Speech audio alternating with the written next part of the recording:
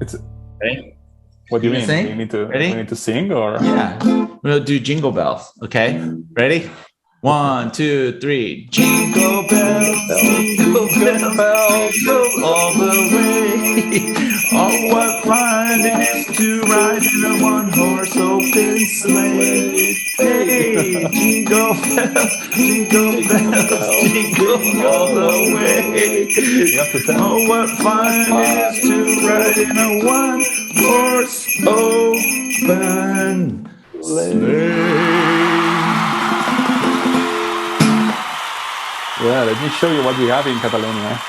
Oh, what is that? It actually the Tio. looks scary. Is that a No, this Christmas is caterpillar?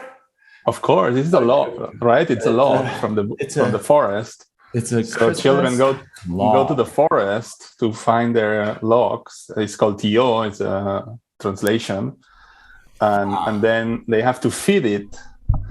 And when they feed it, the night of Christmas night, they just sing some songs, and with a stick they hit it, and the log just shits the presents for the children. Isn't that a little abusive? So you beat up a log? The children go around and beat up a log, for Christmas. Yeah. Really? So that's interesting. So who came up with this? Someone. I mean, somebody had to think. Hey, this is a very old tradition. A beating up a log with a stick. Of course. What do you mean? Of course. Well, actually, I don't mean any disrespect, but it is a little weird. You're just checking about beating a log with a stick, but you don't care about all the magic of finding it in the middle of the forest, feed it, and then it will shit the presents. So this is amazing, right? It's like your Tamagotchi. Exactly. People are gonna hate me. It's a Tamagotchi. Yeah. I could feel the hate trolling happening on this episode. Yeah, people is just joining now because they insulted like half of Spain, or I insulted all of Catalonia. I'm sorry. I know it's interesting. Maybe we may start again, Leonard. No, me too. Okay. All right. No? What do you think? Yeah, well, maybe. Let's. Who knows? We might keep all of it. All right. Cut from here. Okay, we're gonna sing. We're gonna do a Christmas. What are we singing? Right, Jingle Bells. Easy. Ready? 1, 2. Hold on. I still have too much eggnog, I see. Right. Leonard is drinking. No, I just can't get this picture of children beating up logs with sticks out of my mind. Hold on. All right. 1, 2, 3. Jingle bells, jingle bells, jingle all the way. Oh, what fun is riding one horse open sleigh. Hey, jingle bells, jingle bells, jingle all the way. Oh, what fun it is to ride in one horse open sleigh. Log. James Pierpont, who's the author of Jingle Bells, that guy just rolled in his grave. I mean, like convulsing in there. Yeah. Mark, why is Leonard cracking up? Did you show him a caganet? No. Oh my God. Yeah, I didn't show a caganet. I show this. You know Tio? No, I don't know this. What that is. But apparently children beat it up with a stick. This is what we do. We don't do Santa Claus. We do this in Catalonia. This is a Tio. This is a log. So children go to the forest and they find their Tio there. And then they feed it with food. It magically eats all the food. And then the night of Christmas Eve, I don't know how to call it, they sing songs and beat it with some sticks, and it shits the presents because it was very well fed by the children. What? It's everyone's favorite kind of present. Exactly. Wait. At least the chip shortage will not affect that tradition. Exactly. say- Yeah. Did you say what I think you said? That what does it do to the presents? It's a present. Yeah. What? It poops it. Is that what Yeah. you said? Oh, Yeah. okay. Exactly. Sorry. Oh, Yeah. wow. El caganer with Yeah. the red hat. Okay. Exactly. I'm It's the sorry. same. This is a Catalan hat. Yeah. Yeah. That is so interesting. No, I mean, so I that's recommend everyone I to thought search was- it on Wikipedia and reproduce yeah. it at home. I better not go to Barcelona. I'll just have people beating me with sticks and trying to make me poop we are presents. We are Oh training my the God. children to. Yeah. That's very imaginative and creative. Well, if we had Venki on this call, he could talk us about, Peter the Black and, the Black Dutch Santa Claus. Oh. Leonard, you'll be shocked. There's more than a version of Santa Claus out there. And I'm sure. I'm sure. the youngest country doesn't necessarily own it.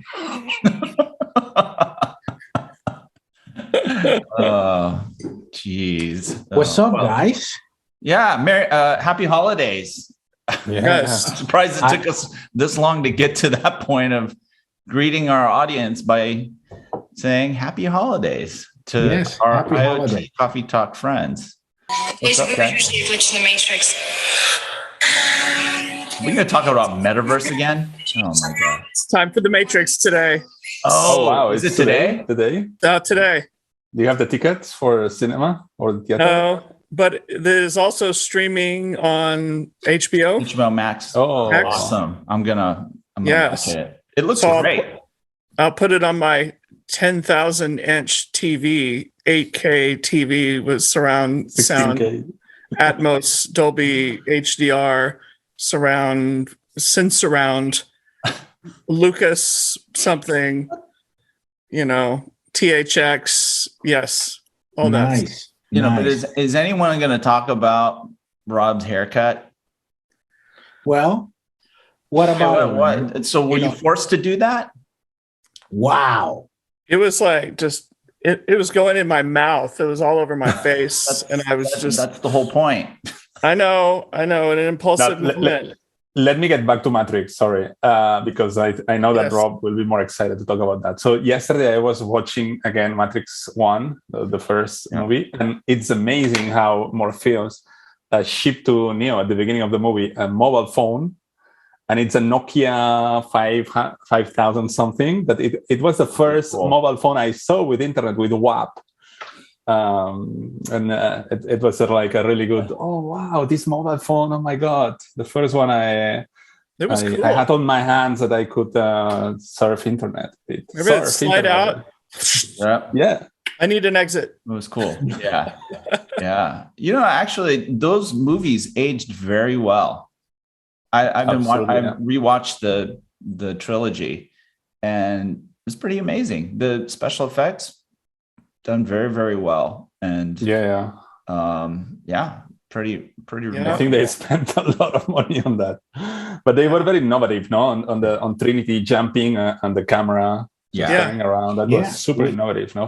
We've never, the Matrix introduced us to a new, a new era of movie making and special effects. What was the Wachowski brothers, right? Wachowski brothers, and now sisters. Yeah, sisters. Yeah. What? They were brothers back then, and they're sisters now. Oh, you know what? I still thank them for their art. Yes. Sisters, cousins, brothers, awesome freaking movie. Yes, awesome. It was a game changer. Thinking that came out in '99. Yeah, that is really insane. Well, Rob, unlike Leonard, I like. I think you're sending a message. Your haircut looks very good, by the way, and it's like you waited for the end of the year, as in change is coming. And you're physically preparing for the change. So I'm good with it, man. Leonard's just hating. I was told that I went from the long new Neo John Wick hairstyle to the OG Neo from the original Matrix when he had short hair. So there's that. Nice. I'm gonna go with that storyline. Yeah, for sure. No, I'm really excited about seeing it. But I did see another movie that just came out that might overshadow everything. The new Spider-Man movie. Oh my God. Really? It's unbelievable. It's one of the best Marvel movies ever made. It's that good. It will blow you away. Wow. It's not just cheesy Spider-Man. It is mind-boggling. Yeah. Really? Like, Yeah. not campy, just serious hardcore, because Spider-Man, the reason why people love Spider-Man is because it's a very dramatic comic thing, I mean, it's like people die. I mean, he lost his uncle, right?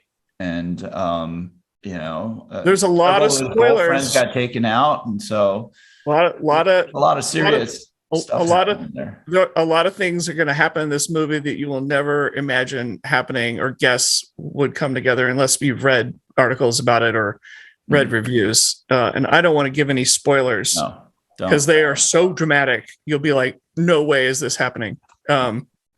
It's pretty incredible writing for sure. Wow. Yeah. Okay. Yeah, absolutely.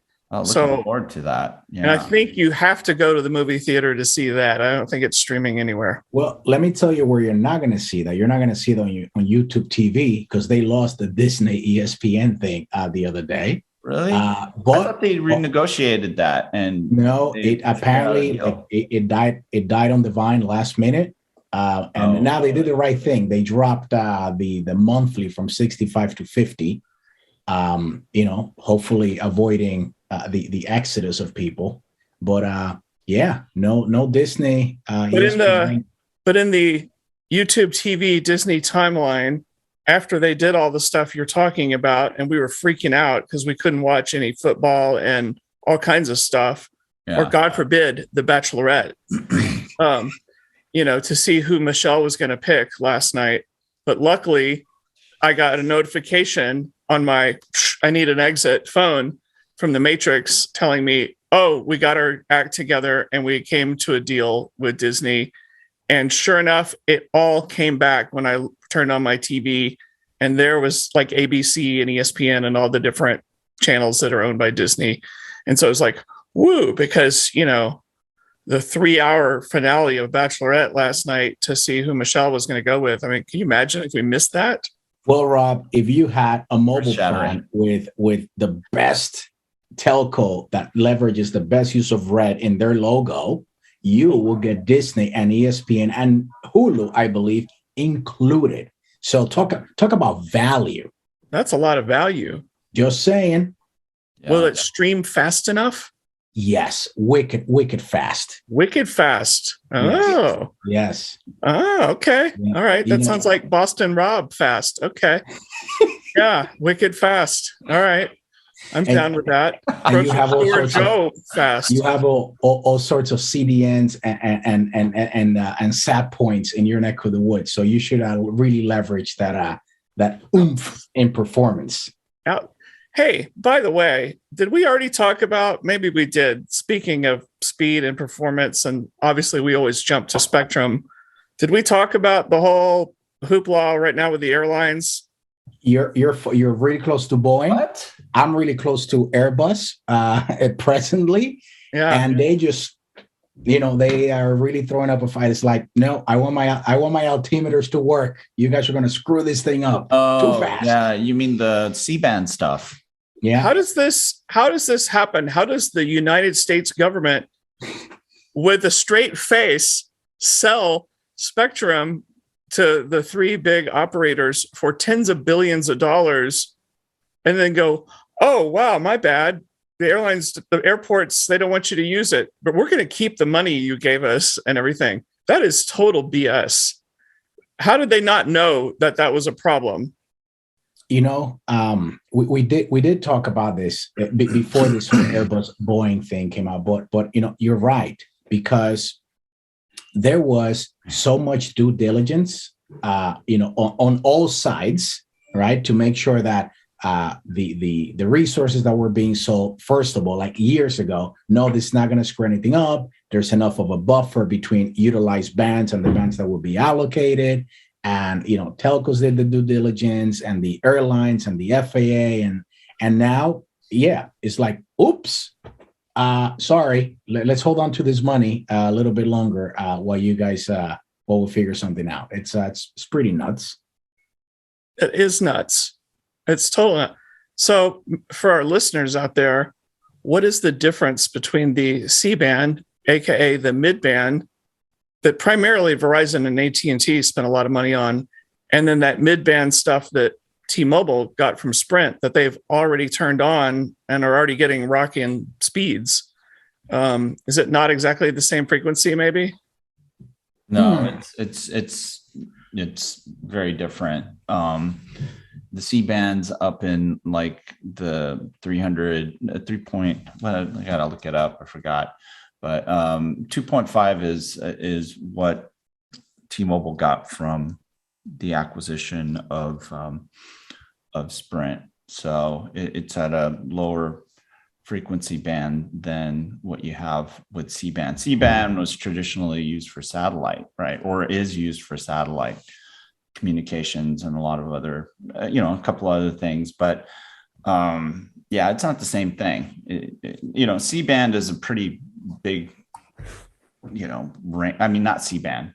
Mid-band is, pretty large swath of spectrum, right? That you, so yeah, I mean, there's a lot of different uses within what folks call mid-band.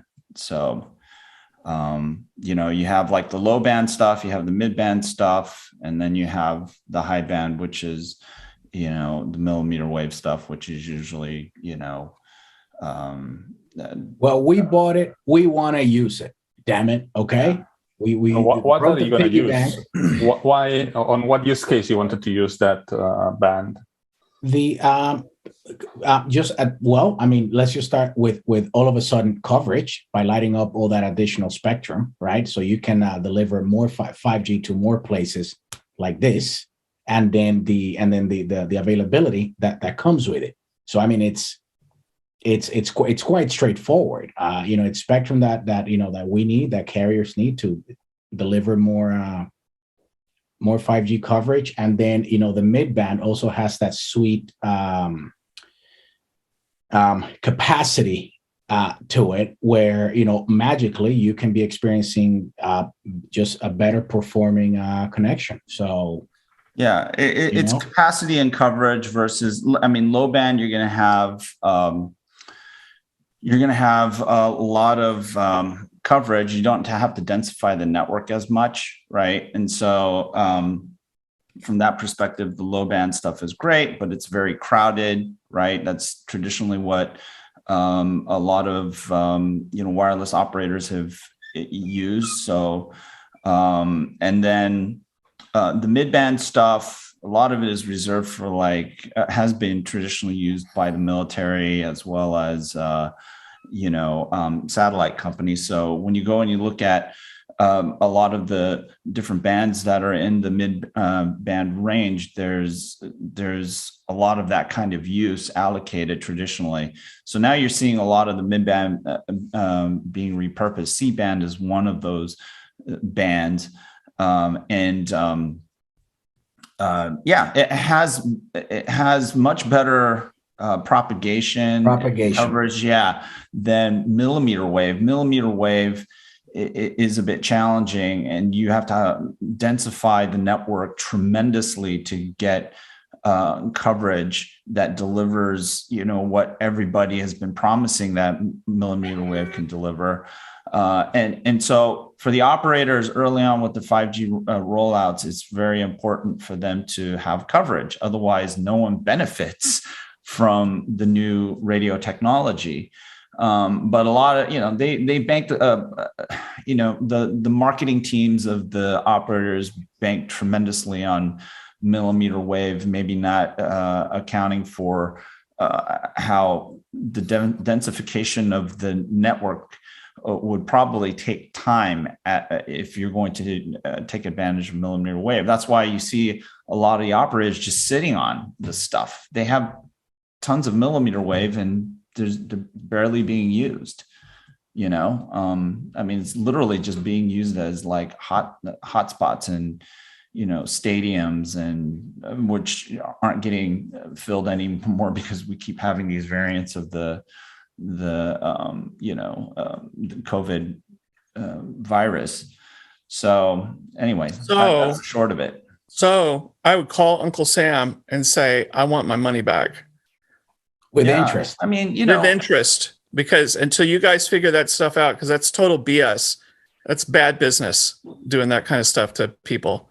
That's, the FAA, the FCC, all those are agencies. What are they, siloed like they were back on 9/11 and not sharing information? And so, we didn't know. Yeah. I mean, it's kind of crappy. That's why you have to have good spectrum policy, right?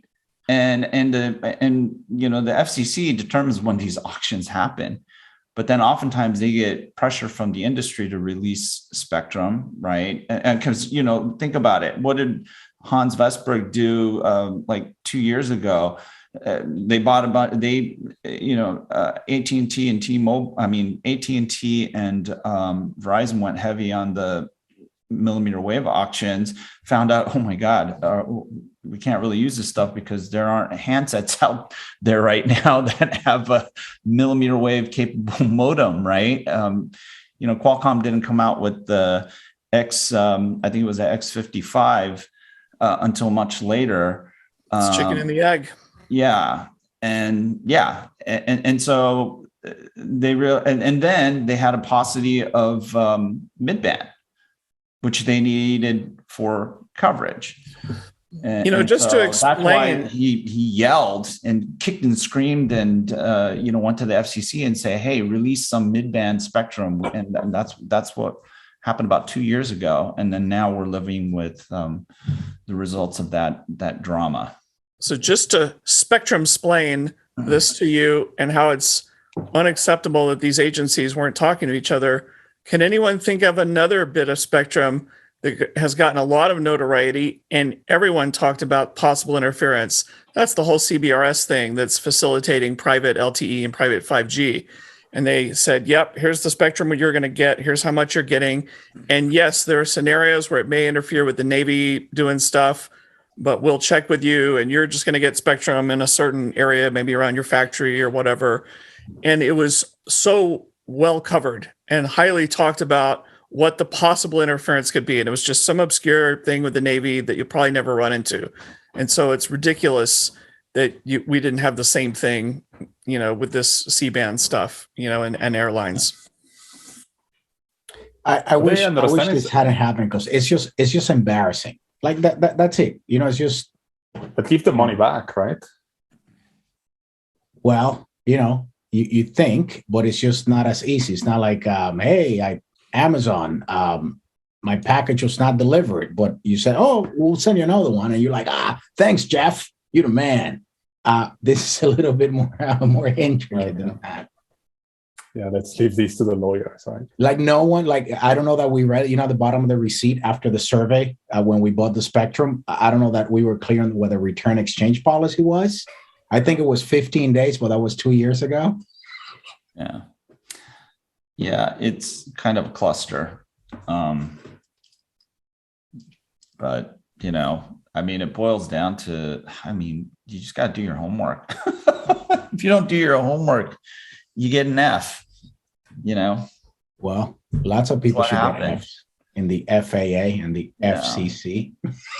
Both of those start with an F, so they get Fs. Yeah. Yeah, because this isn't on the CEOs of the three operators. They were doing this in good faith. Another word that starts they needed the spectrum. So yeah, that Goldilocks midband spectrum, it's just right.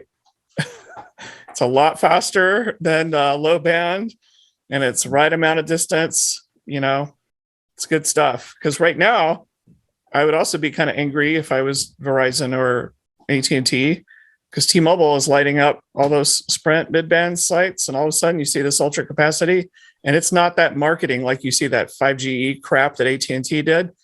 It's legit. The speeds are insane, and I'm seeing them everywhere. And it's just, I'm routinely getting 5, 6, 7, 800 megabit per second download speeds as these things are turned on. And so I'm sure our good friends at Verizon and AT&T is saying this is crap, because it's a competition, right? Yeah. It's business. It's the free market. And so, you need that Goldilocks spectrum to get that great speed with good distance and good coverage and everything to build that layer cake. So yeah, no bueno, folks. No, but by the way, go see Spider-Man.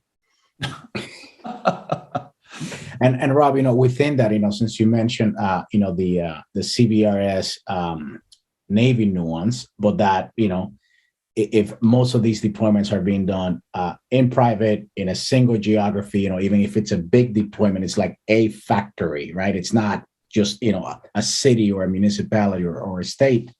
The same will be true. There are private 5G conversations that, from a spectrum perspective, there's certain use cases that are going to need different spectrum than CBRS to satisfy the outcome that that these folks are wanting. So you're right that from a competitive advantage or disadvantage in this case, is like, no, we paid for this, we need it, and the customers ultimately they deserve it. Like it would be super nice if you have this capable device, and from one day to another, it's like, oh, stuff got lit up, and I'm like, oh wow, like I've got better coverage and better speeds than the day before by virtue of magic. So hopefully we'll gets resolved rather quickly. Yeah. I mean, it's a lot of silliness. So what do you think about all this drama, Mark? You probably could care less. You're probably thinking, wow, I'm not into that. But what so let me change the topic of the call. What do you expect from 2022 on IoT technology point of view? Oh, chip shortage is still it will be the year of the chip shortage, I guess. Yeah. How are you feeling it still? Yeah, absolutely. Yeah. So I got a lot of things that needed to be delivered January 2022 been delayed 50 weeks. Whoa. 50? Wow. Yeah. Talk about impacting business and competitiveness. Yeah. When you have to tell your customers that their stuff's not showing up, that there's got a lot of unhappy people around the world these days. Yeah, wow. Absolutely. Yeah. It's a huge impact on IoT, just like it is on cars and all these other things. Yeah. I was talking to a guy, a Toyota car dealership. He's like, I only have 4 new cars on my whole lot. Normally I have 250 new cars. And it's that way everywhere. And so, so it's like, that's why you're seeing used car prices skyrocketing, which is also why we find we're getting more of our microcontrollers probably on eBay or trying to find old ones or used ones or something somewhere. Yeah. maybe companies will have to start dumpster diving, going to landfills like electronic, refuse landfills to go and, get their little parts, that'll become a business. There you go. Dumpster diving for chips. Maybe that could be our new business. Well, I mean, I have a bunch of old electronics that I have that I'm looking to dispose of. And if you have a Raspberry Pi, a lot of people want to buy them. If you have a Raspberry Pi. I mean, think about how much waste there is, I'm going to go find all the 486 chips that are out there somewhere and their motherboards, because those are now considered embedded. Yeah. Nice. Oh my gosh. Yeah. Well, Mark, I think not a prediction is my best guess, but one of the when we talk about IoT connectivity of the cellular kind, we always harp on how difficult it is to get a lot of countries from different networks covered under a single provider. We've talked about that 100 times what a pain in the butt that is. And one of the things that I think we'll see some exciting news all around is in deals being made to at the carrier level to enable just that, where it's like, hey, we've added, here's 20 countries that they're in, it's competitive, it's one bill, it's one dashboard, it's there, go do your thing. It's not going to solve everything. We're still going to get that customer that needs that country that's just not there. But so I think there'll be a bit of that. And if I'm right, then there will be some M&A for sure. Just, one will follow the other. And then the last guess on that topic is that I hope this then also drives or revives, depending who you ask, more LoRaWAN stuff. If you're able to backhaul it with a cellular network. So again, LoRaWAN deployment, cellular backhaul. I know Mark jumped like, wait, what? But just one SIM, bunch of LoRaWAN, get to work. Yeah. I mean, heck, even Vanke said he's using LTE-M as backhaul from their gateways. Because I know that the dream of every individual device and sensor deployed having its own cellular connection and its own SIM, that's just, it might be a bridge too far. Yeah. Pretty expensive.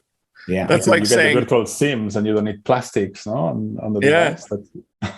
So David, when you were talking about that, were you referring to, you got the eSIM, the iSIM, how it can push down stuff, your profile or whatever to make it like you're local and not roaming or whatever. Right. Yeah. You'll be able to, localize that device into a local operator's network. And now all of a sudden, well, you're localized. You're not roaming, right? So that changes the rate and that checks the regulatory box in terms of how long you can be in that geography without running afoul of, roaming rules. Right.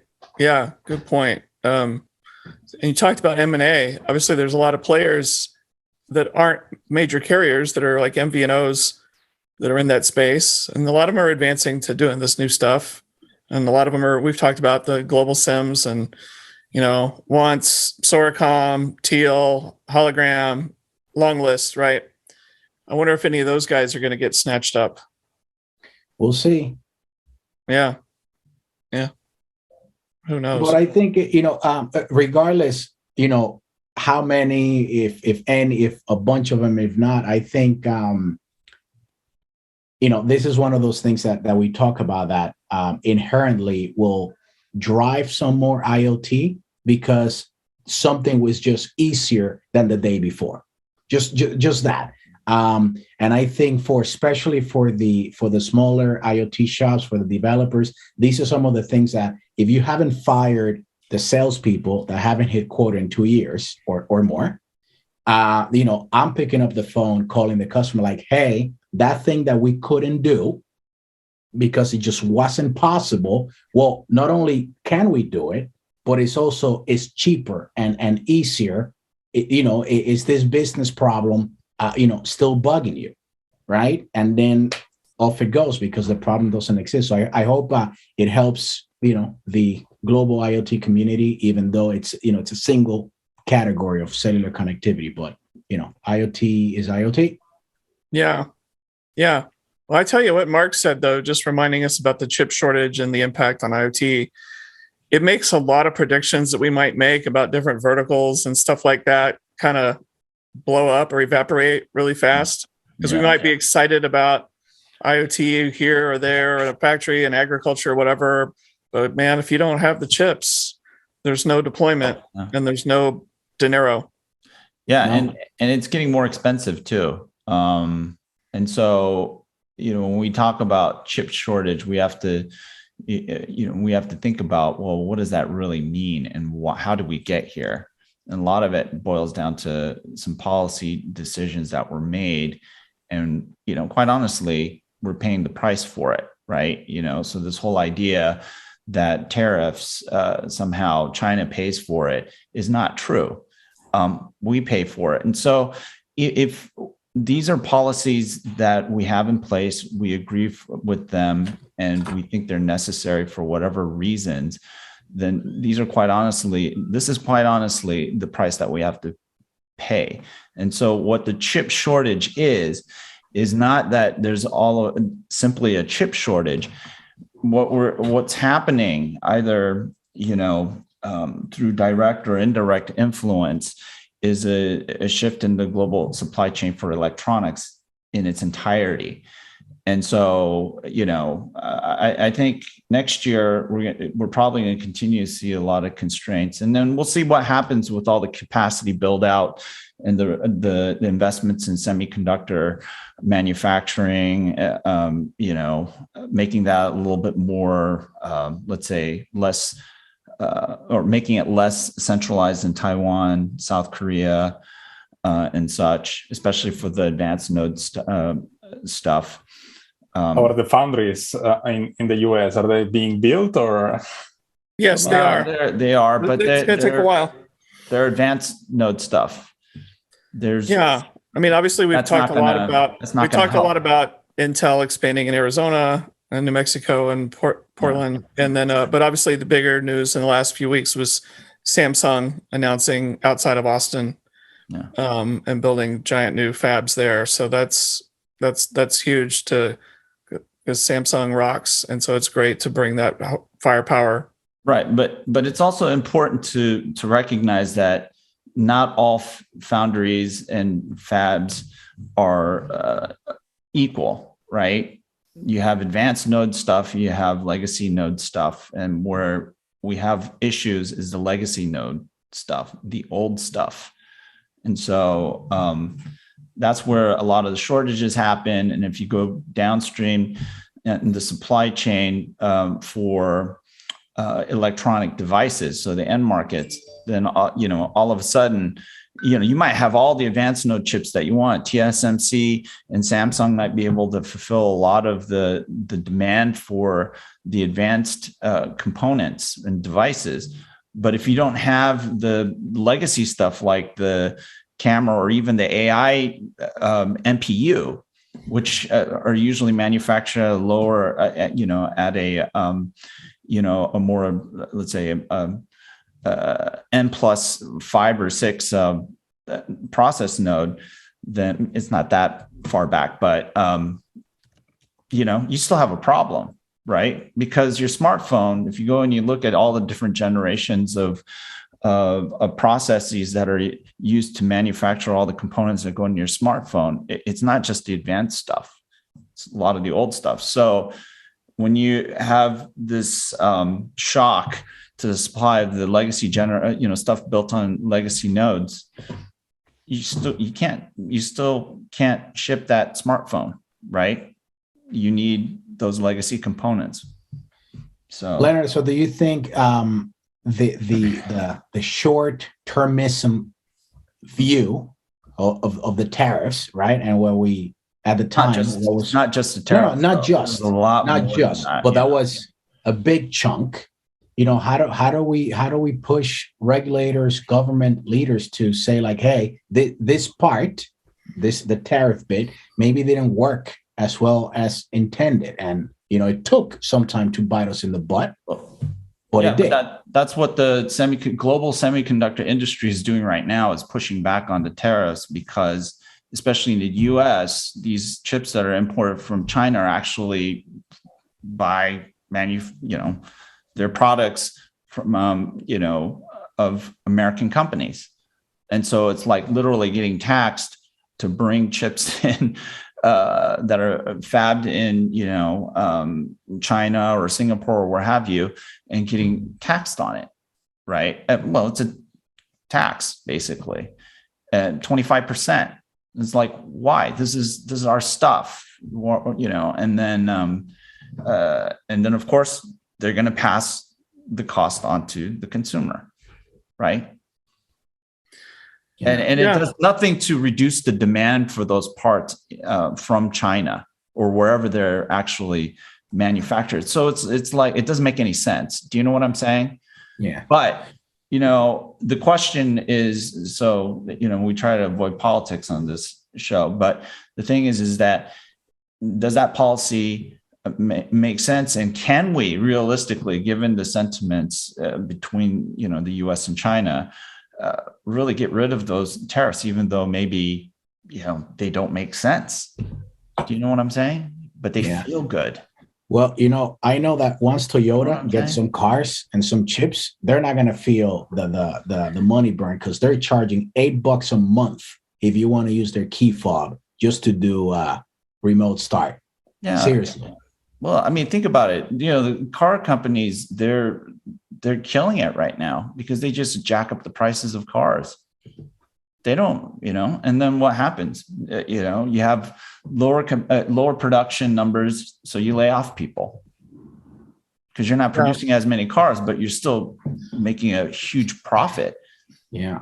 If we go back in time, you're right. You talk about these tariffs. We talk about the trade wars, things like that. Remember how we didn't approve the Broadcom thing several years ago because we were worried about Chinese influence, things like that. I always wonder about these different, the US, the Congress basically said, no, we're not going to approve this deal out of fears around that, whether they were real or perceived.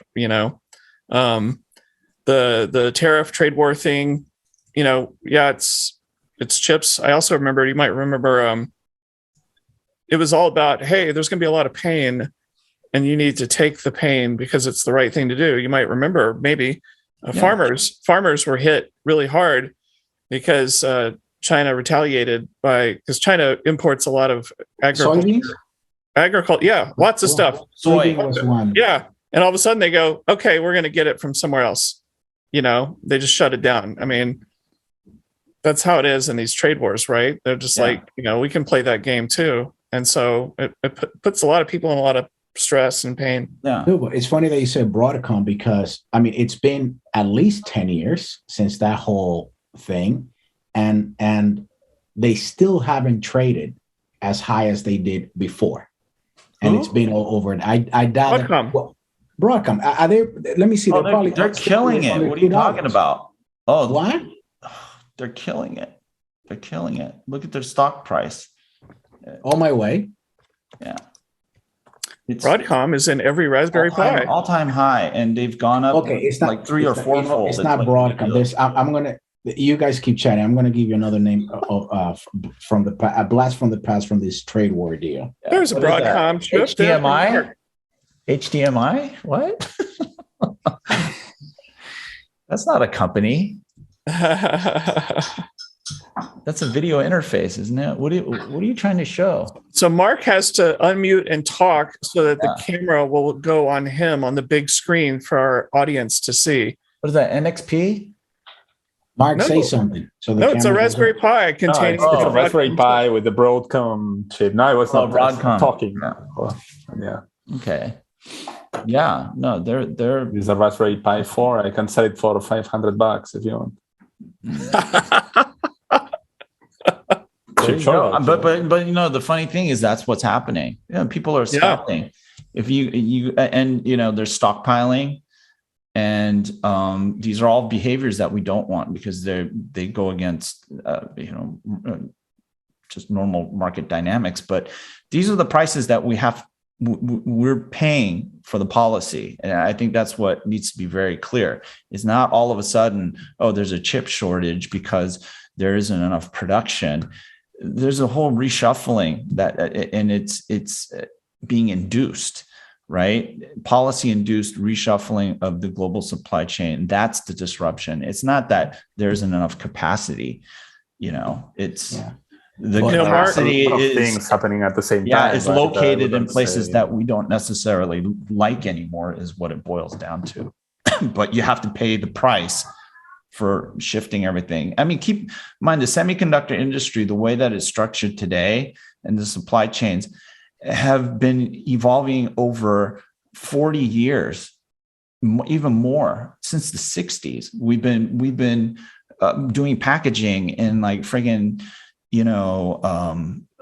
Taiwan, or it was originally in, I think, Hong Kong for a long time because the labor was super cheap. And, you're not going to find Americans that want to go blind sitting there tweaking around and assembling microscopic little doodads, electronic doodads. So the jobs went over there for a reason. And it's just weird that people forget that, and they want these really tough jobs back that nobody really wants to do once they get here. It's easier to have an opinion without details. It's really easy to say, bring the jobs back. Like there, I just did it. Just like the chip shortage. It's easy to say, but it's a super complicated thing. And the company that's not Broadcom that I was thinking about, it was UT Starcom in Hong Kong. Yes. No, but I knew it was one of them. Yeah.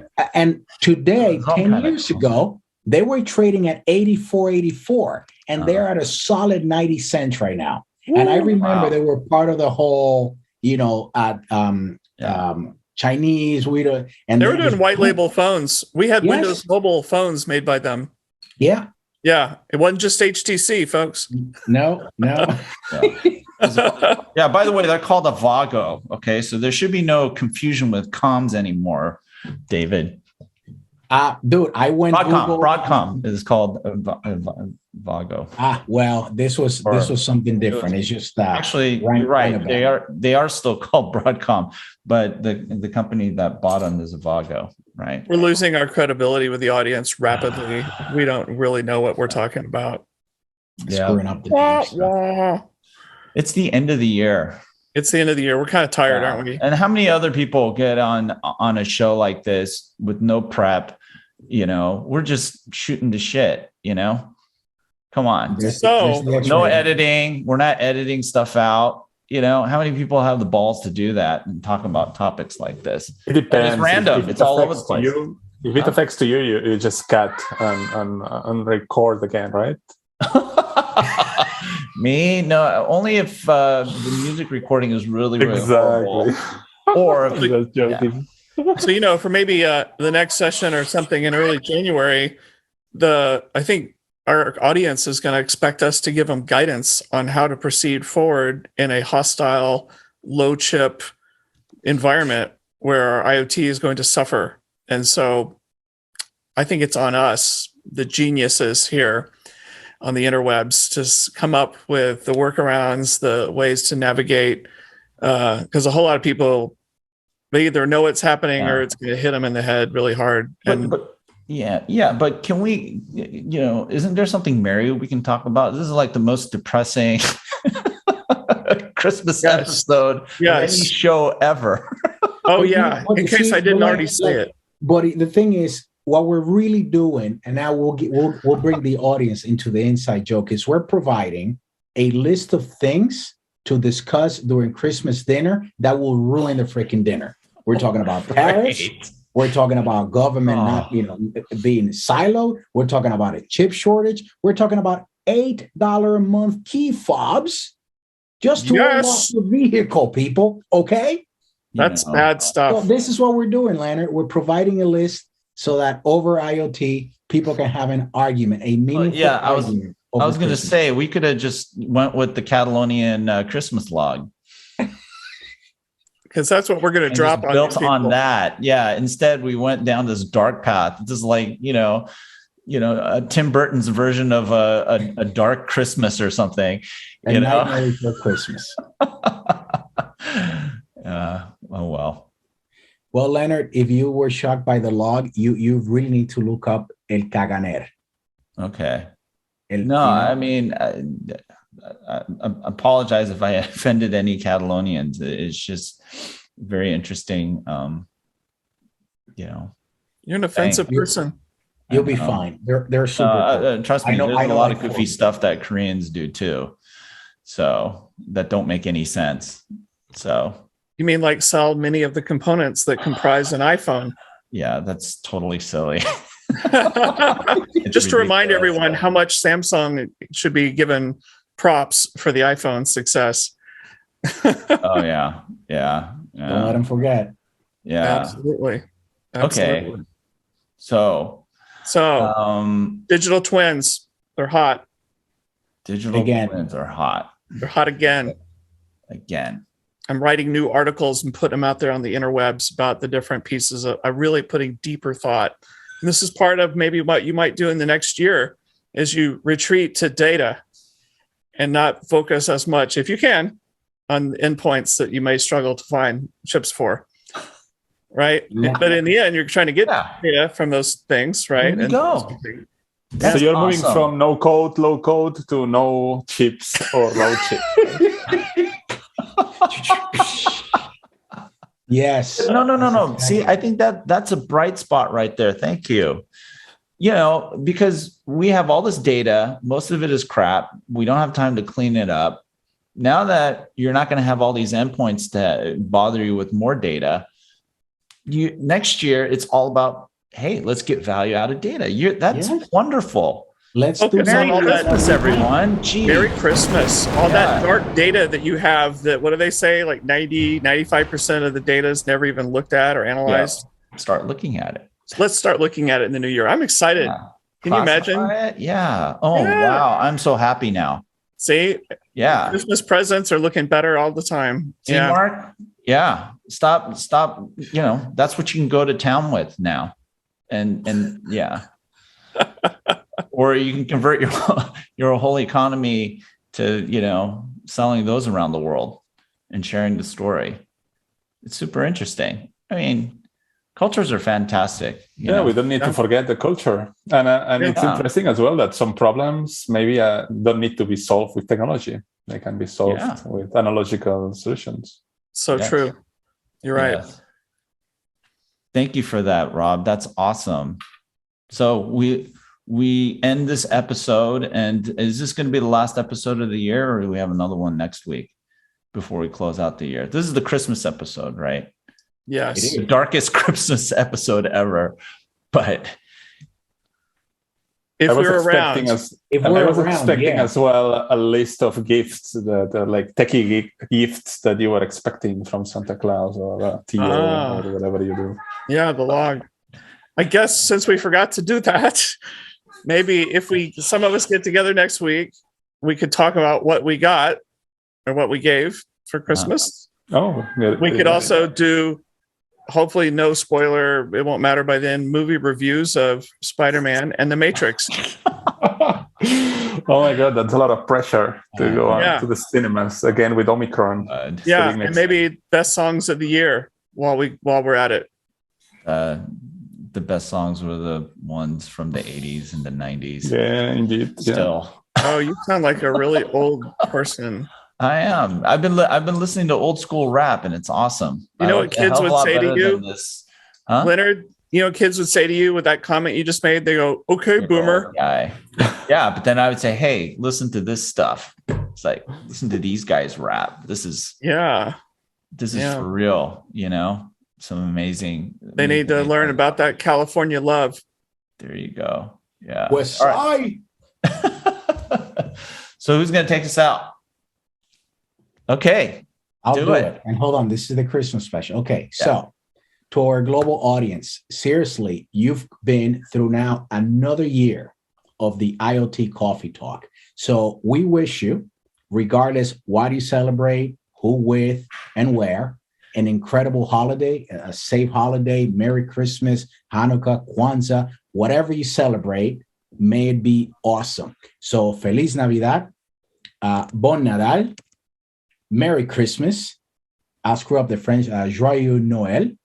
And just be super merry. And look, this is, don't forget to look us up on YouTube at IoT.coffeetalk.com. There's probably no dot between the IoT and the coffee, but your Netscape browser will figure it out for you. So subscribe, like, and share, and come here to listen to us solving world problems. The $8 key fobs, the supply chain crisis, tariffs, FCC, FAA issues. We have it all here, and we deliver it because we care. So be safe. Merry Christmas. Over and out. Merry Christmas. Merry Christmas, everyone. I like this, Rob. Yes. Absolutely. All right. Merry Christmas.